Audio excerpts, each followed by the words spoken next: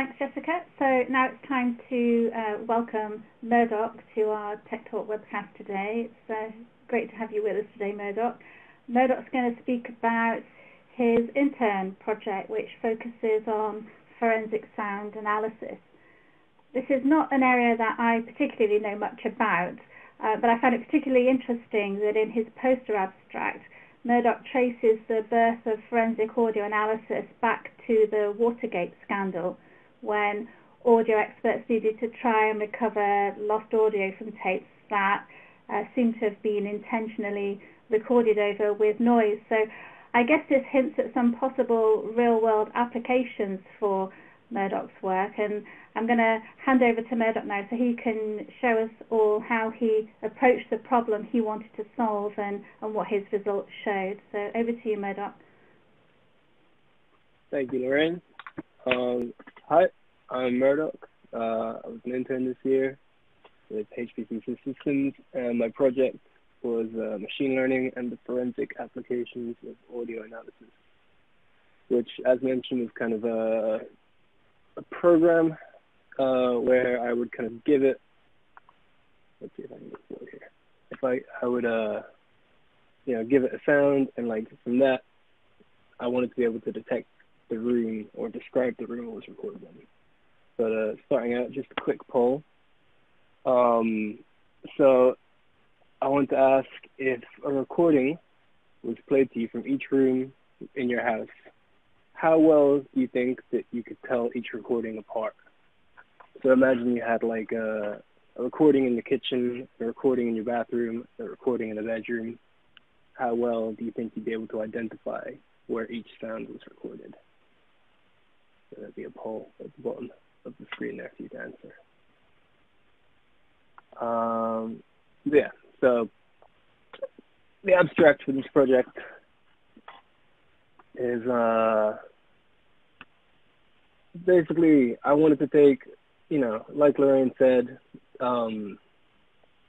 forensic audio is a fairly new kind of area of study, but I kind of wanted to update it and kind of take a modern approach to solving a few forensic audio problems. And my idea was basically to use machine learning and neural nets of HPC systems to design a classification system where it would take an input, being a recording, and run it through a neural net and kind of output a description of the room to help classify the audio file to perhaps like a bathroom or a hallway or a bedroom, or just kind of get like more of a clearer description of where a room was recorded, like a recording was recorded, and from there you can kind of work backwards and all sorts of forensic applications. So in order to do this, I would need to build a neural net. And to build a neural net, you need to kind of have a lot of data to train it. So I kind of split constructing this model into three main parts. The data generation, seeing as there really isn't that, I'd need like a lot of audio files. And there really isn't that many databases out there. So I decided to make my own data for this one, just to kind of see if this idea would work. And then process that data in order to get it ready to build neural net. Just kind of jumbling it all around and making sure it was ready to be used. And then analyzing that data, like to train the net itself. So in each of these sections, I'm going to walk through what I did in order to finally build the system. So for data generation, as I said before, building an accurate predictive model with a neural network, you need a lot of data because it's kind of learning, and the more data you have, the more it can kind of gather and learn and make these connections. So I would need basically lots and lots of high quality labeled audio files, which is sending labels is very important in order to kind of discern which room they were recorded in. And yeah, I couldn't exactly make thousands and thousands of recordings myself using microphones in different rooms, seeing as that would take hours and days and, just be incredibly complicated. So I decided to artificially generate this data using a technique called convolution reverb. So convolution reverb is something in digital signal processing, which is kind of like how we kind of digitally process audio, essentially, that is used to kind of simulate natural reverb of different spaces. It's used a lot in like music to kind of make like a person sound like they're singing in a cathedral when they're actually in a studio. Something like that. So it's basically, the way it's done is you have an impulse response, which is you go to a room, you record a very quick burst of noise, like a clap or like a beep or something, and that's recorded. And then you have the original file, just the dry audio sample, but you want to make it sound like it was recorded in that room. So you take the original dry sample and the impulse response, and you convolve the two signals, and the result sounds like it was, the original thing was recorded in the room that you took the impulse response from. So I'm going to show you a quick example. Hopefully this will pick up on my microphone. So this is kind of how I made it. This is a dry sample. Hello. And this would be the impulse response. So it's just kind of like a clap in a room. And then by convolving those two signals, you kind of make the original sample sound like it's in that room when it's played. Hello. So it's it sounds like it's in a big kind of cathedral there. Hopefully. I don't know if that picked up, but hopefully it did. So that's how I kind of made all these. I'll show you here, hopefully. So I had 8 different rooms that I had impulse responses from. And I got these impulse responses from, I'm not sure if I'm saying this right, the Action Impulse Response Database. So they're an audio school in, I think, Germany. And they were using this database in order to train hearing aids. So it was all very well documented. And I managed to extract 8 different impulse responses that they had professionally recorded to act as like my classifiers or my impulse responses. So I had one, the Aula Carolina, which is a cathedral, which you just heard. I had a recording booth, a lecture theater, a meeting room, stairway, corridor, kitchen, and a bathroom. So I was going to see basically take the same thousands of samples or so and kind of make them sound as if they were recorded in each of these rooms.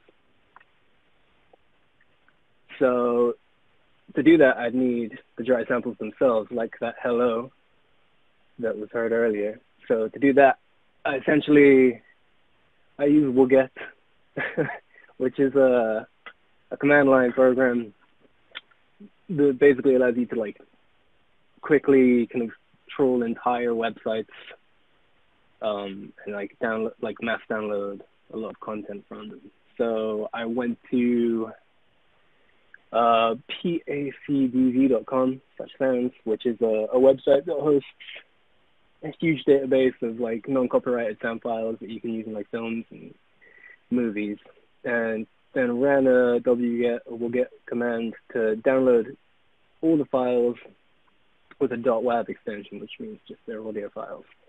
And then I stored them on an external hard drive. So that was my kind of dry sound database where that hello sound is from. And then I had to convolve every single sample, of which I had thousands, with 8 different room impulse responses to make the data that I was going to use to train a neural net. So obviously doing that one by one is, again, just, take too long. So I wrote a batch convolving program in Python. Switch out there a little bit. So I wrote a batch convolving program. So it would take each dry sound from the dry sound database and convolve it with each of the 8 impulse responses, and then normalize them and export them with a combination name. So it'd be like hello in the cathedral and hello in, for every single one. So I ended up with a huge database of labeled audio files recorded in 8 different rooms essentially, and that's what I kind of used as my labeled audio data to train the neural net.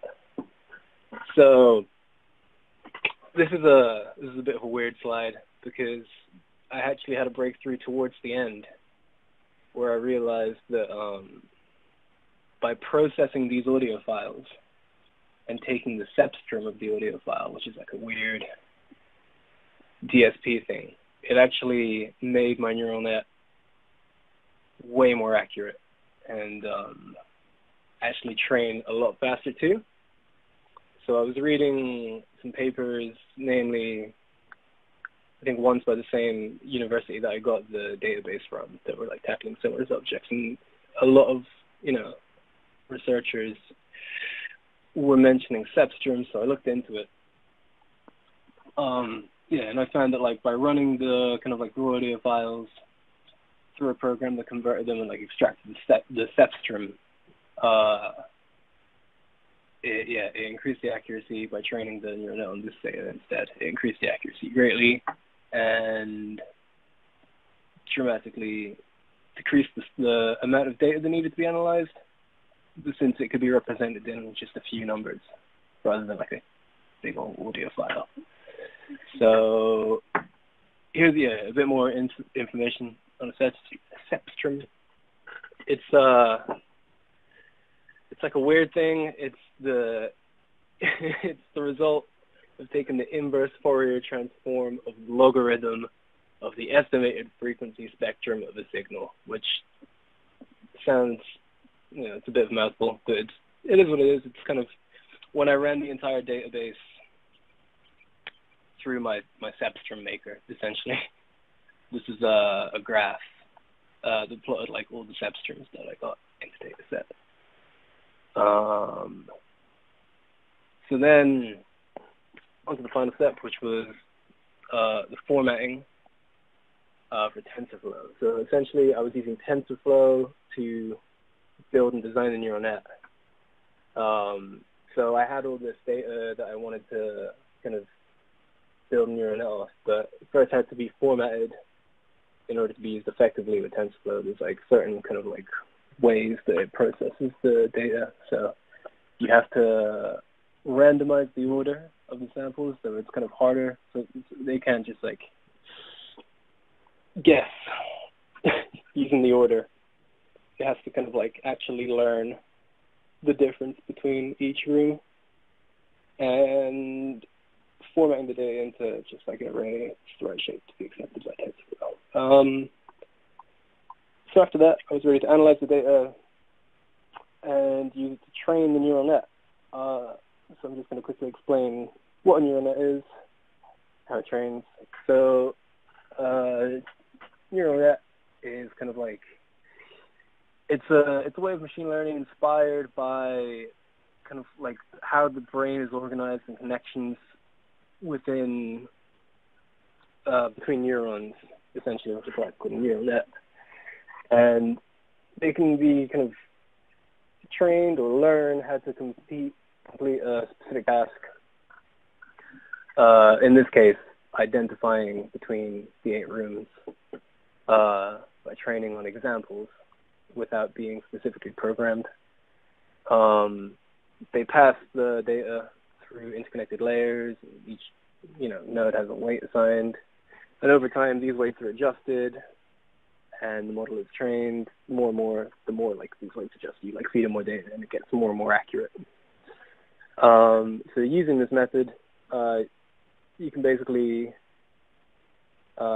detect and generate the characteristics that actually separate each of the 8 different rooms automatically without having to find out what they are.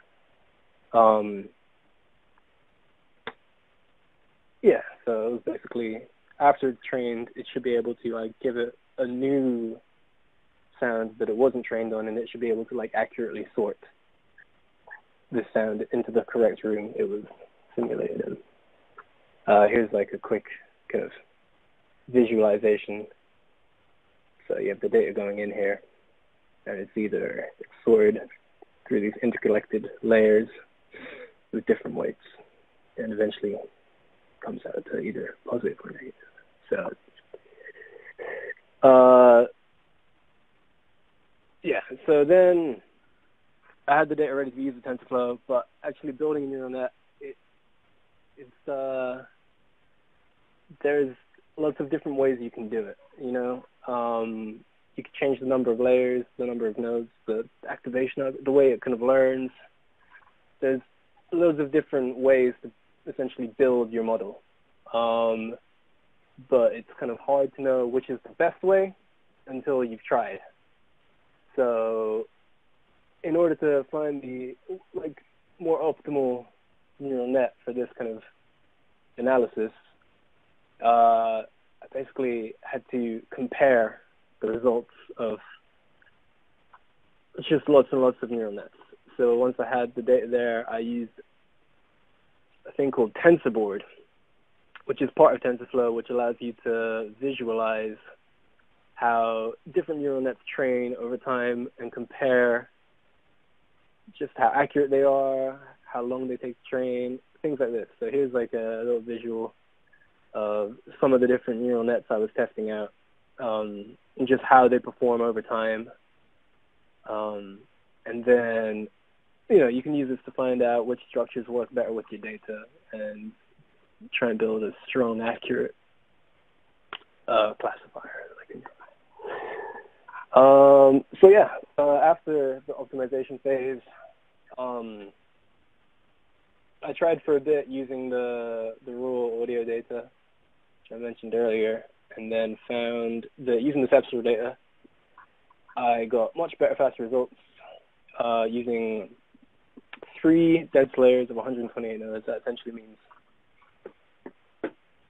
imagine that graph if each of those like dots, it was 128, 3 layers, and then it came out, spit out basically 1 of 8 at the end.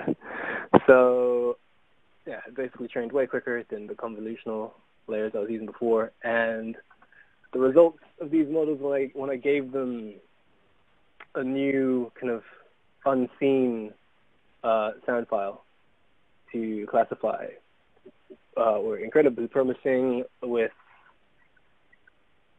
basically they were getting it right 85 to 90% of the time, after just 100 episodes, just training 100 times essentially, which I think is shows a clear link. So for this project to reach its full potential, I'd like to be able to analyze a lot more data than I did initially for this kind of initial phase. And in order to do that, I think using the HPCC systems cluster would be able to utilize a much larger database, easier, and kind of run it. So having found a good structure, I started porting the model to ECL to be used on the HPCC system cluster. So I modified the Python code that I used and sprayed the original data set to do some testing as a comma separated value file and sprayed it to the cluster. So I sprayed that all using the limited spray, and I could access it basically using the UCL ID. So I just kind of made a quick layout for the database and put that up there. And I was using GNN. So GNN is an extension bundle for HPCC systems, UCL ID, created by Roger Deb. It stands for Generalized Neural Networks. And it provides kind of generalized interface to Keras over TensorFlow, which is kind of like the technology or the interface I use to kind of build my neural nets, and allows you to run it over like a cluster of supercomputers. So it's an incredibly powerful tool. Currently, when I was doing this, the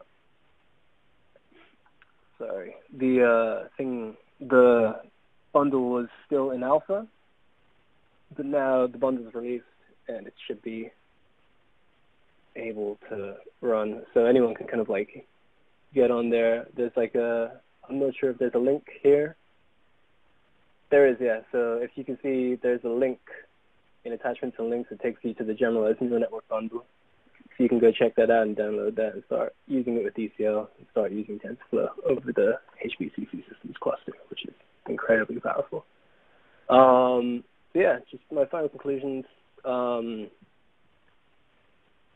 This project was essentially almost a test to see, if this could be done, classification of sounds using neural nets for forensic purposes. And in that respect, these results of 80 to 95% accuracy have been extremely promising.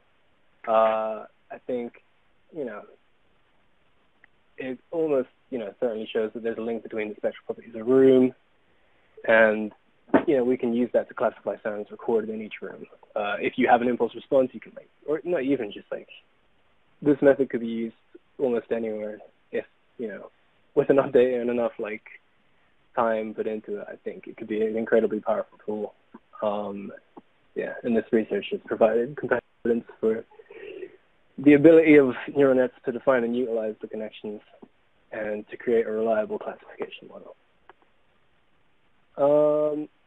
As with any model, this had certain limitations that should be explored, and their effect on this study should be looked into. For example, I use generated data, and it would be interesting to see, how that kind of works in a real-world situation, or if it even does apply. So all these sounds are almost perfectly recorded from the same position in the room, with the same equipment in the real world. I'm not sure how much of an effect that would have. And currently, it can only differentiate between 8 sounds, between 8 different rooms. So in order to create an ideal system that could, you need larger databases and you need more data in general. And, obviously, that would require a lot of work. I think there's a lot of, a bit further to go. I would argue there's a long way to go before you could, use this in a forensic field. I think this project lays a strong foundation for any future projects that want to look into this topic of study. And I feel getting an iteration of this neural net trained, running on the platform, it's definitely just the next step. I think this is, definitely an encouraging starting point for future work on this topic. And for more information, you can check out my poster. I think there's a link to it again in the attachments and links section. So that's got some nice little graphics to kind of explain in a bit more detail. And here is another quick poll, I think, for the end of this presentation. Right. I think, am I turning it back to Jessica for the results? Or yes, that's perfect. That's perfect. All right, so this is a great poll question, especially after everything that you've just told them, Murdoch. Would you trust this technology over your own hearing? So that's a good question for everyone. So I'm going to review the results of your first poll question while you take a quick peek at the questions from the audience and do some prioritization there. So your first poll question was, if a recording was played from each room in your house, how well would you be able to tell them apart? So 75% said they might have some trouble, but 12% said they could do it easily, and 12% said they probably couldn't determine the difference. So, so that's pretty interesting. We'll have to compare it to the ending poll question result.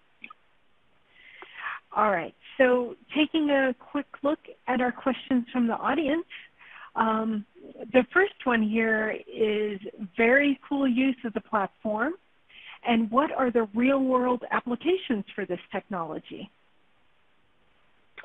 Thank you. I think it is pretty cool myself. I think kind of from a forensic standpoint, this technology could be used in order to, if there were existing kind of audio evidence, say like a recording, made it a crime scene, say it was like a large house, perhaps. I mean, this is getting a bit more niche, but you could kind of run it through this and kind of narrow down where something happened. So if you have a recording, you could, if you know, run it through a system like this, it would be like, okay, this recording was made probably in a bathroom. So it would give like investigators maybe like a place to start investigating. It could be used as like a form of like evidence from, you know, people saying they weren't in a, you know, kind of like positioning where events happened more accurately, essentially, using just by analyzing the audio.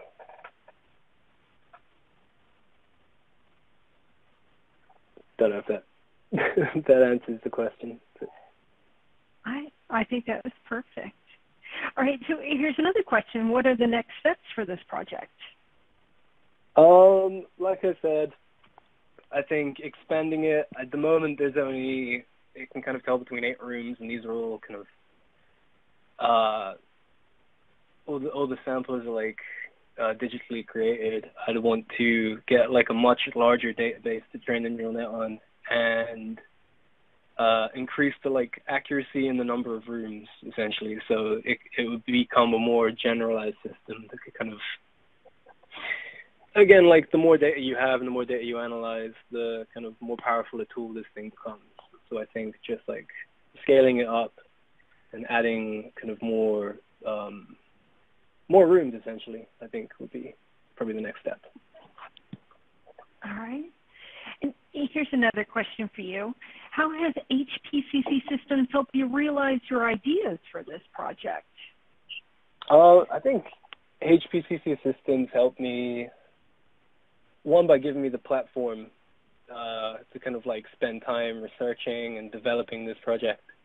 But also, there's like a great team of like people who are working on similar things, and like kind of speaking to honestly the staff over time and like what they're working on, and kind of giving me a platform to build this for and develop this this system. It's been a huge help.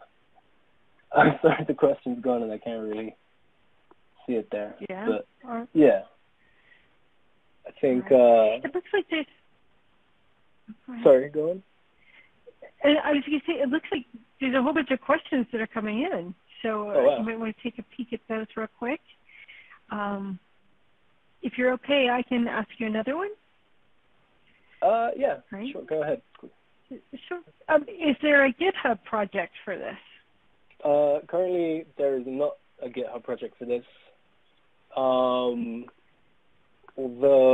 the Generalized Neural Net Bundle is hosted on GitHub, and I could look into, I think I still do have like all the, I have all my code tucked away somewhere. I don't want to work on all of it, but I could see this going up on GitHub. I mean, if that's, I don't know if I'm allowed to. I don't know what the, you know, what's going on there. Well, let us know if it gets out there, and what we can do. We've got Lorraine has some wonderful blogs that she does for each one of our interns, and we certainly have one for this Tech Talk. So if you do put it out, let us know, and we'll add the link or add the information to our blog and Tech Talk information. Okay, great. All right. I'll see what I can do. Okay. So besides parallel processing, are there other features from HPCC systems that you utilize for this project? I'm not really sure what this means.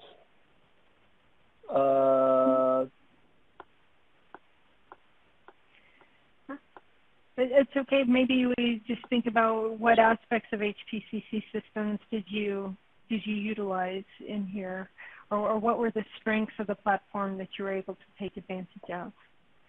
I think maybe the ECL IDE and the ECL kind of programming language was a very powerful tool for like helping me work with the databases I generated. I'm not sure if that falls under HPCC systems, but yeah, I think learning ECL and kind of once you kind of know a little bit how easy it makes like the handling of databases, that was like a big thing. Yeah, ECL is just so powerful. Yeah. All right, here's another question. How much time was spent in the selection of the appropriate ML, the appropriate machine learning algorithm, and did you consider other machine learning methods with your hypothesis? I did consider a few other methods, and I did do a few preliminary tests, but I kind of really wanted to work with neural nets for this project. I thought it would be really cool.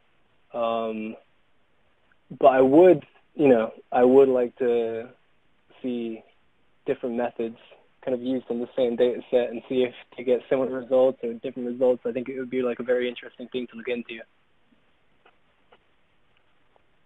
So I was kind of set on using neural nets. All right, perfect. And here's just one last question for you, Murdoch, and then we'll go to your poll question. So with your background in music education, what's currently on your playlist? And do you find that having a technical understanding of the audio interferes sometimes with your love of the melody? I'm not too sure, honestly. If this is about my personal playlist, I'm sure you can find me on Spotify and look it up. All right. You have my name there. I've got hundreds if you want to look through them. But I don't think the technical understanding of audio interferes. I think it just adds, honestly, and it makes you kind of appreciate a bit more if something's made incredibly well, or there's a lot of like people out there doing incredibly interesting projects and making still beautiful melodies whilst also utilizing technology in really interesting ways. And I think if you have a deeper understanding of that, you can really, it makes you appreciate even more. Fantastic. All right. I think that question came in from Bob Foreman, I'm guessing, but I think he was your mentor, correct? Oh, yeah. I'm not going to get into I think I've heard some of his playlists.